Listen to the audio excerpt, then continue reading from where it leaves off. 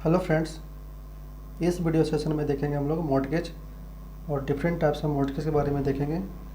Different types of mortgage के जो भी एसेंशियल फीचर्स है उसके बारे में भी देखेंगे। और वीडियो के लास्ट में देखेंगे फ्रेंड्स लिमिटेशन पीरियड। और उससे पूछा जाता है क्वेश्चंस कि सेल के लिए स्यूट फाइल करने का कितने दिनों का लिमिटेशन पीरियड होता है और फॉरक्लोजर के लिए स्यूट फाइल करने के लिए कितने दिनों का लिमिटेशन पीरियड होता है। तो फ्रेंड्स वीडियो को लास्ट तक बने रहिए जिससे आपका ये क्वेश्चन छूट ना पाए। तो चलिए वीडियो करते हैं स्टार्ट। सबसे पहले बात करेंगे हम लोग मॉर्टगेज के बारे में। मॉर्टगेज को ट्रांसफ़र ऑफ प्रॉपर्टी एक्ट 1882 के सेक्शन 58 के ए में डिफाइन किया गया है। A mortgage is transfer of interest in a specific immovable property for the purpose of securing the payment of money advanced or to be advanced by way of loan on existing or future debt or the performance of an engagement which may give rise to a pecuniary liability। इसको simple शब्दों में कह सकते हैं कि जो भी customer या बोरोवर को प्रेजेंट या फ्यूचर में लोन देने वाला है उस लोन अमाउंट को सिक्योर करने के लिए कस्टमर के जो भी स्पेसिफिक इमूवेबल प्रॉपर्टी है उसका जो भी इंटरेस्ट होता है, राइट है उस प्रॉपर्टी पे, वो सब ट्रांसफ़र हो जाता है मॉर्टगेजी को, जिसे कहते हैं मॉर्टगेज। ठीक है। अब जो भी प्रॉपर्टी के इंटरेस्ट को ट्रांसफ़र करता है उसको बोलते हैं मॉर्टगेजर, और जिसको ट्रांसफ़र करते हैं उसको बोलते हैं मॉर्टगेजी। यहाँ पर फ्रेंड्स जो मॉर्टगेजर वो होता है कस्टमर, तो कस्टमर को बोलते हैं मॉर्टगेजर।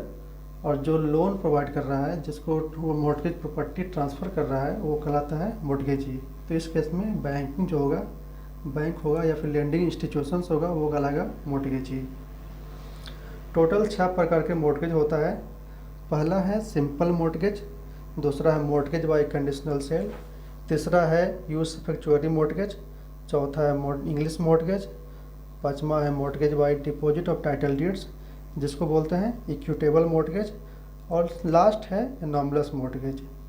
तो फ्रेंड्स हम लोग इसको बारी बारी से देखते हैं कि वो और इसके इसेंशियल फीचर जो भी है उसके बारे में भी देखेंगे। सबसे पहले फ्रेंड्स बात करेंगे हम लोग सिंपल मॉर्टगेज के बारे में। तो सिंपल मॉर्टगेज को डिफाइन किया गया है ट्रांसफ़र ऑफ प्रॉपर्टी एक्ट 1882 के सेक्शन 58 के बी में। ठीक है। इसमें जो मॉर्टगेजर होता है, मॉर्टगेजर खुद को लायबिलिटी बनाता है, लायबल बनाता है, बाइंड करता है बिना मॉर्टगेज प्रॉपर्टी को पोसेसन को डिलीवरी किए हुए। इसमें जो मॉर्टगेज प्रॉपर्टी है उसका पोसेसन डिलीवरी किए बिना मॉर्टगेजर है अपने आप को बाइंड करता है, लायबल करता है कि हम उस मॉर्टगेज मनी को हम पे करेंगे। ठीक है। अगर जो मॉर्टगेजर होता है वो कॉन्ट्रैक्ट के अकॉर्डिंग लोन अमाउंट को नहीं चुका पाता है, तो इस केस में क्या होता है कि जो मॉर्टगेजी या जो भी लेंडिंग इंस्टीट्यूशंस है उसके पास राइट होता है कि इसके मॉर्टगेज प्रॉपर्टी को सेल करने का according to the court decision या डिक्री। मीन्स कि कोर्ट का जो भी डिसीजन होगा, कोर्ट का जो भी डिक्री होगा, उसके अकॉर्डिंग उसके मॉर्टगेज प्रॉपर्टी को सेल कर दिया जाएगा। इसके फीचर्स इस तरह से हैं। The mortgage has no power to sell the property without the intervention of the court. जो मॉर्टगेजी है, जो लेंडिंग इंस्टीट्यूशंस है, बैंक है, उसके पास पावर नहीं होता है कि वो डायरेक्टली प्रॉपर्टी को सेल कर दे, उसमें कोर्ट का इंटरवेंशन होना ज़रूरी है। In case there is shortfall in amount recovered even after the sale of mortgage property, the mortgagor continues to be personally liable for the shortfall.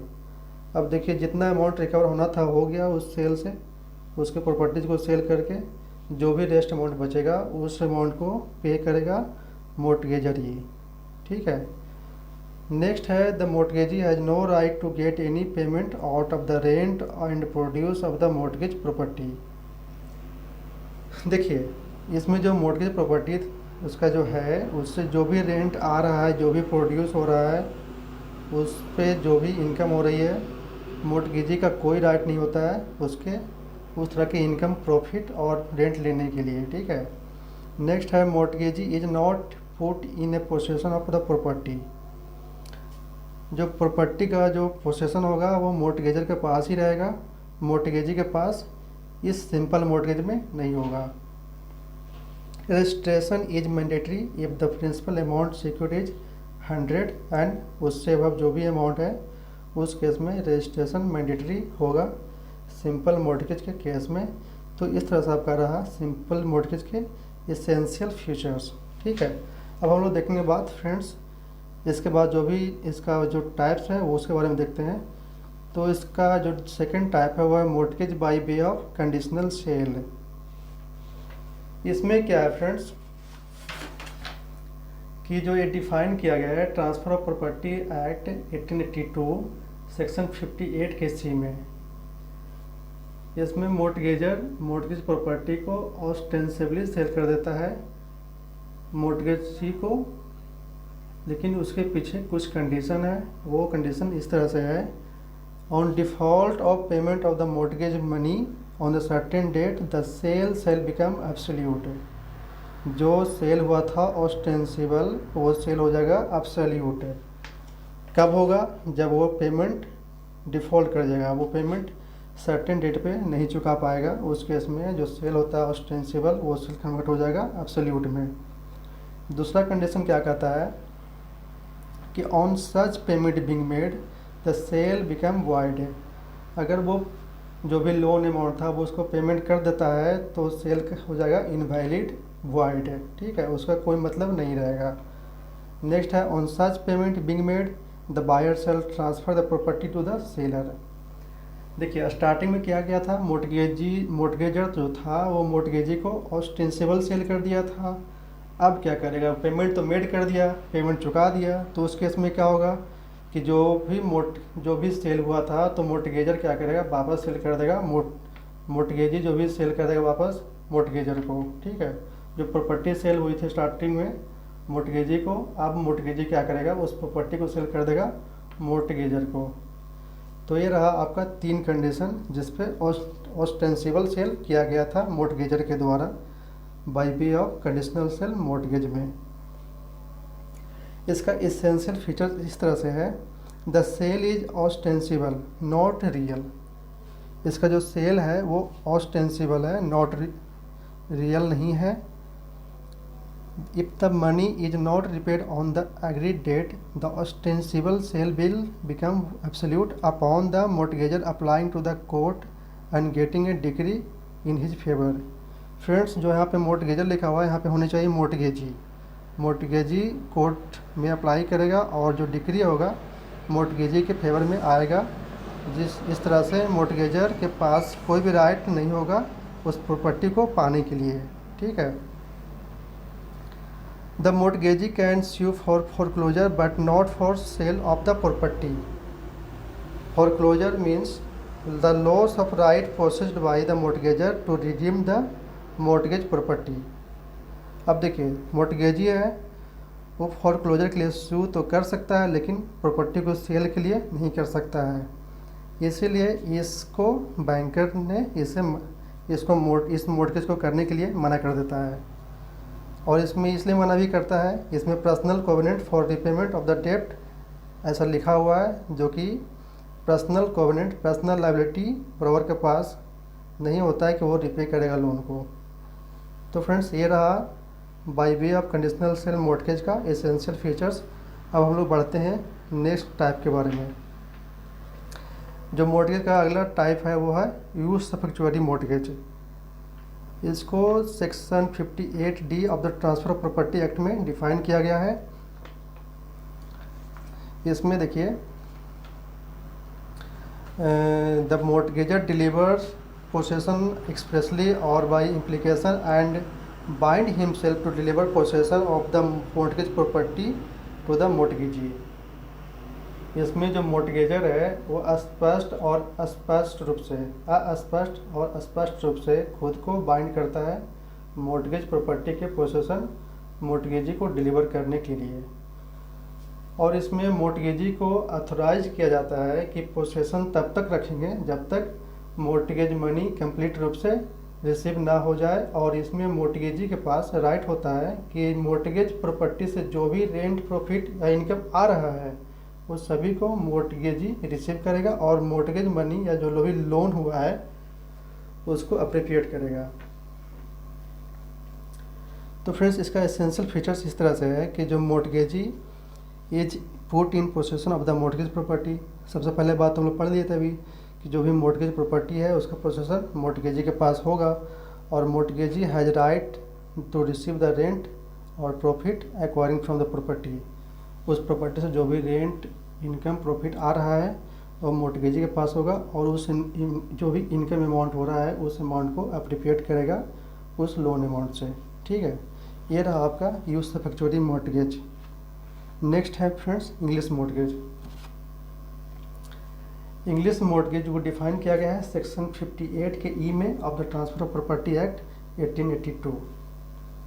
English mortgage में मोर्टगेजर खुद को बाइंड करता है मोर्टगेज मनी या loan repay करने के लिए एक सर्टेन डेट पर, और इसमें मोर्टगेजर मोर्टगेज प्रॉपर्टी को एब्सोल्युटली ट्रांसफ़र कर देता है मोर्टगेजी को, लेकिन एक कंडीशन पर।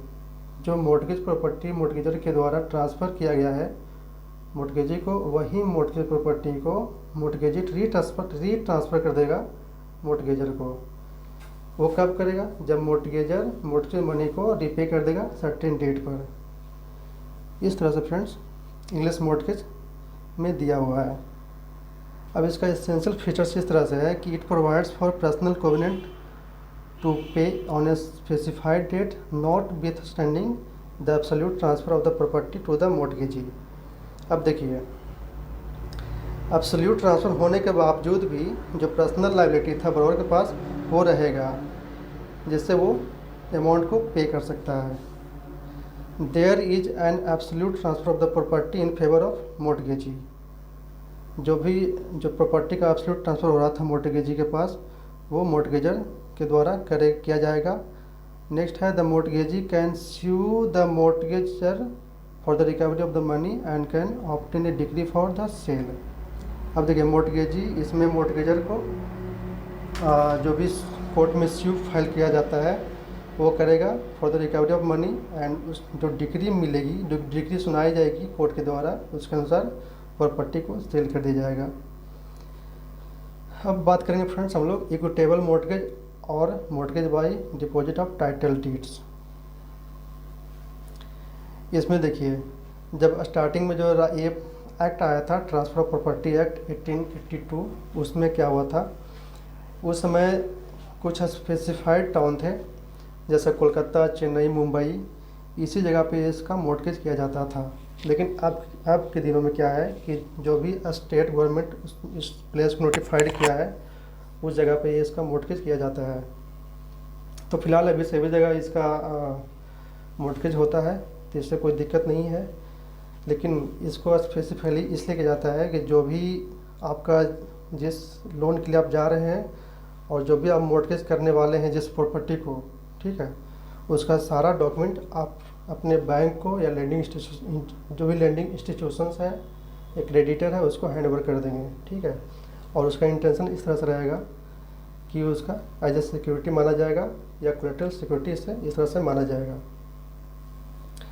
डॉक्यूमेंट्स ऑफ द टाइटल और title deeds in case of mortgage by deposit of title deeds shall be document और instruments which relate to ownership of the mortgagor over the property. अब देखिए, जो बरोवर है, जो मोर्टगेजर है, जो प्रॉपर्टी होगा उसके नाम से ही होना चाहिए, न कि दूसरे के नाम से होना चाहिए। उसी का डॉक्यूमेंट अपने क्रेडिटर, लैंडिंग इंस्टीट्यूशंस, बैंक को हैंड ओवर कर देंगे। एसेंशियल फीचर्स इस तरह से है कि such a mortgage can be affected only in the towns notified by the state government. अब देखिए, जो स्टेट गवर्नमेंट जो नोटिफाइड किया है टाउन के बारे में, वहीं पे इस तरह का मोर्टगेज किया जाएगा। नेक्स्ट है to create this mortgage there must be 3 ingredients, जैसे डेप्ट, a deposit of title deeds and intention that the deeds shall act as a security of the debts. इसमें 3 चीज़ें हैं। पहला है कि जो लोन होगा उसके लिए जो डिपॉजिट ऑफ टाइटल डीड्स होगा जिस पे हम लोग मोर्टगेज करने वाले हैं, और उसका इंटेंशन होगा उस लोन का सिक्योरिटी के रूप में, कोलेटरल के रूप में। ठीक है, नेक्स्ट हम लोग बात करेंगे फ्रेंड्स एनोमलस मोर्टगेज के बारे में। एनोमलस मोर्टगेज वो होता है, जितने भी टाइप्स का हम लोग अभी मोर्टगेज देख रहे हैं वो मोर्टगेज नहीं हो रहा है तो उसको कहते हैं एनोमलस मोर्टगेज। या फिर एक या दो से अधिक मॉर्टगेज को मिला करके मॉर्टगेज किया जा रहा है, उसको बोलते हैं एनोमलस मॉर्टगेज। जैसे देख लीजिए, simple mortgage, mortgage by conditional sale, usufructuary mortgage और इंग्लिश मॉर्टगेज और mortgage by deposit of title deeds within the meaning of this section is called anomalous mortgage. अब हम फ्रेंड्स बात करेंगे limitation period के बारे में, जो कि बहुत ही इंपॉर्टेंट टॉपिक है। इससे हमेशा एक क्वेश्चन से दो क्वेश्चन JIB CIB में एग्जाम में पूछा जाता है, तो इसको याद कर लीजिए। Article 62 of Indian limitation act 1963 provides limitation period for filing of suit for recovery of the mortgage डेब्ट and cell of mortgage property in the event of non payment of the mortgage डेब्ट। देखिए, article 62 में define किया गया है। Article 62 Indian limitation act 1963 का है, जिसमें डिफाइन किया गया है कि जो भी लोन आप दे रहे हैं वो डेब्ट अगर आपको पेमेंट नहीं किया गया है तो उस केस में आप प्रॉपर्टी को सेल करने के लिए सूट फाइल कर सकते हैं कोर्ट में। Article 63 of said act means Indian limitation act के आर्टिकल 63 के ए में डिफाइन किया गया है कि इन case of foreclosure of the mortgage property, अगर आप फोरक्लोजर के लिए जा रहे हैं, उसका पोसेसन के लिए जा रहे हैं, तो उस केस में आर्टिकल 63 के ए में दिया गया है। अब limitation period for filing A suit for sale of A mortgage property is 12 year. अगर आप सेल के लिए जा रहे हैं तो उस केस में आपके पास 12 साल है फ्रॉम द डेट डेब्ट बिकम ड्यू। जिस दिन से ड्यू हुआ है उस दिन से 12 साल तक के लिए आपके पास टाइम रहेगा कि आप इसे सूट फाइल कर सकते हैं प्रॉपर्टी को सेल के लिए। The limitation period for filing suit for foreclosure is 30 years from the date of money secured by mortgage become due. जो मनी सिक्योर्ड किया गया था वो ड्यू हो गया, उस ड्यू डेट से 30 सालों के अंदर आप सूट फाइल कर सकते हैं फोरक्लोजर के लिए, जो कि बहुत ही इंपॉर्टेंट है आपके JIB एग्ज़ाम के लिए। इसको हमेशा याद रखिए। तो फ्रेंड्स, अगर वीडियो आपको अच्छा लगा है तो वीडियो को लाइक कर दीजिए, सब्सक्राइब कर दीजिए। मिलते हैं नेक्स्ट वीडियो में एक नए सेशन के साथ।